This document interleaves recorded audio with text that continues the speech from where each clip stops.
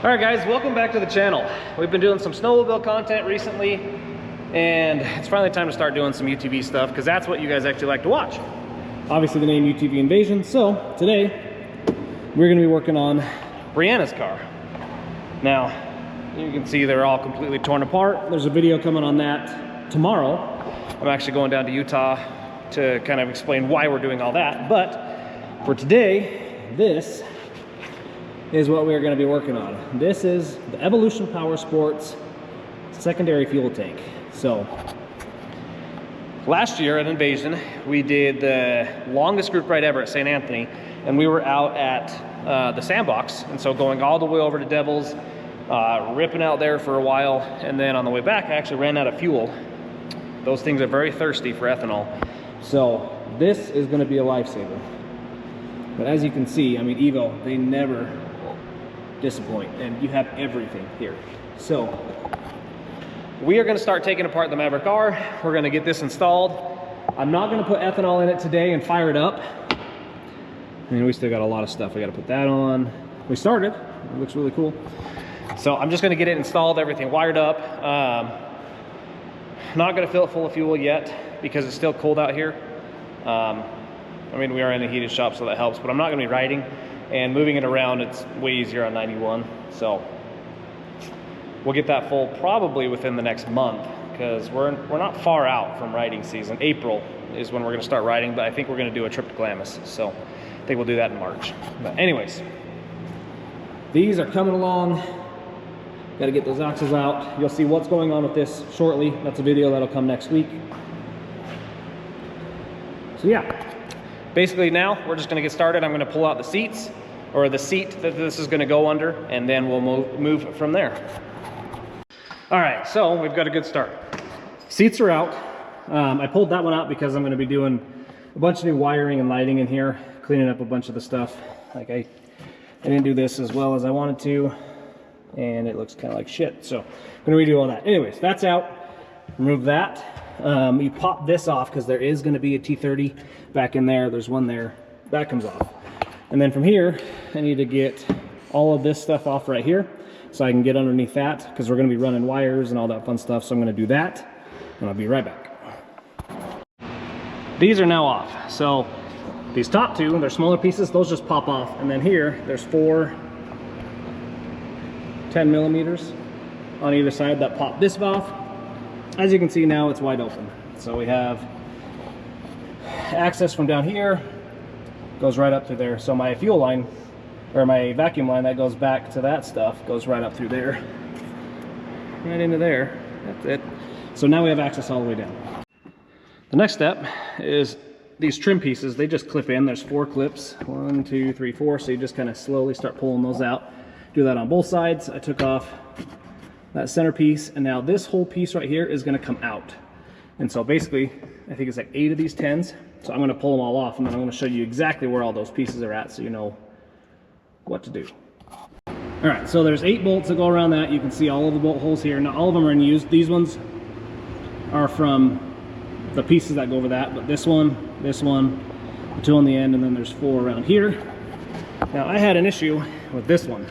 It just snapped and broke the piece, so I actually had to get in it from below and get it out. And you can see it just snapped it off. Hercules did that one up or something, so there's that. Order another one of those.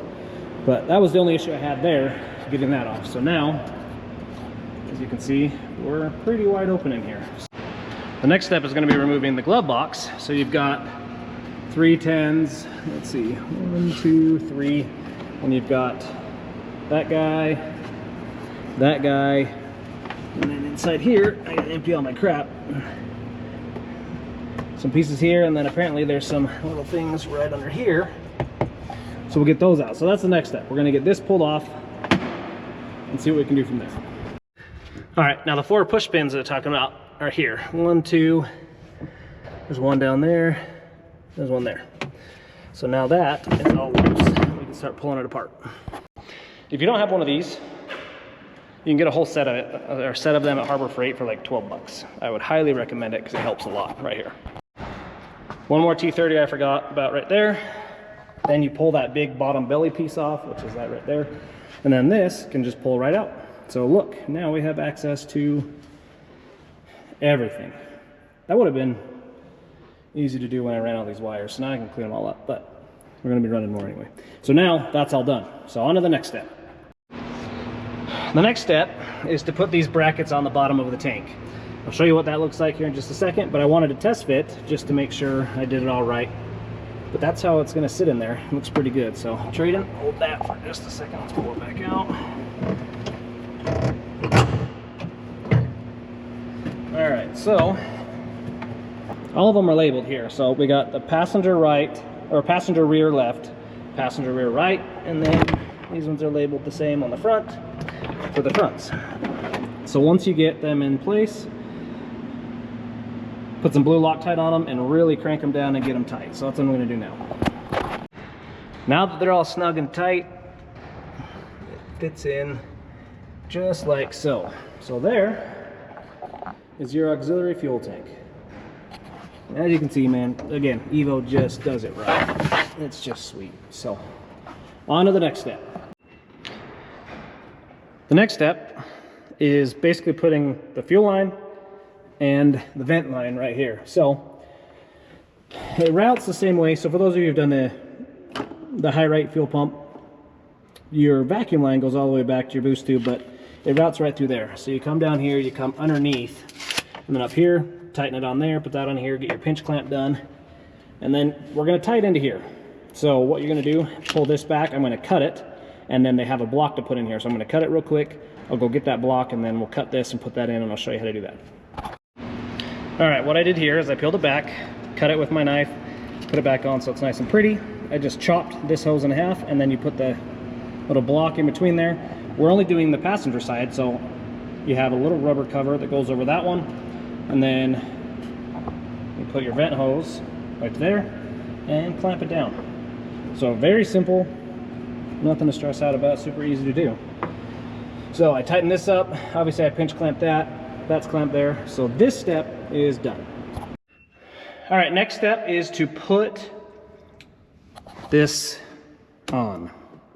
So basically all you have to do, the stock one, you just undo these two. You have to kind of shimmy it off that. You have to undo these two T30s and then just kind of twist and wiggle, and it just slides off that. Now, I couldn't get it off, so I just cut it when it was stuck on this side. And it was easier to cut it because it's garbage anyway. So to put it on, I put that flush against the ground, put that on, and then I just kind of pressed down on it into the ground, put that one in, and then I came in and just kind of shimmied it on that. Both of these have a beveled edge, so it's not difficult, but it takes a little bit of coercing to get it done. Tighten these back up. We're gonna put these two T30s back in, and then that part is done. All right, next step is basically to put these in. Now they give you two sides because obviously there's a driver and a passenger side. We're only using the passenger side, so they give you a cap to put over the side we don't use. So I'm gonna put this side over, or put the cap on this side, and I'm gonna connect my hose to this side. So put these little pinch clamps over it before you put in your fittings, just because that's gonna make things a lot easier. I'm gonna put in the fitting. And this one is our cap. And this one. That's gonna be what we use to fill.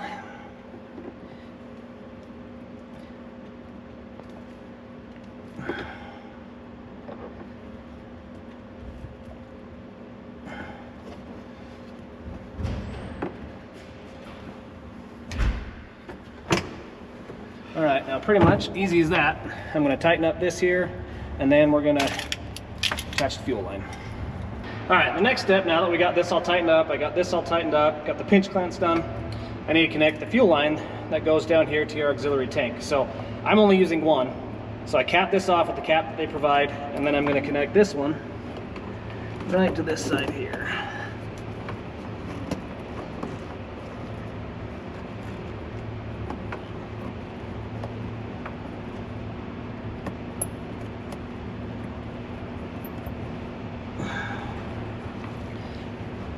Speed some of this excess in there.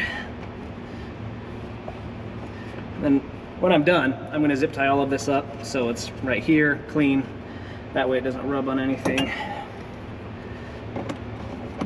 Here.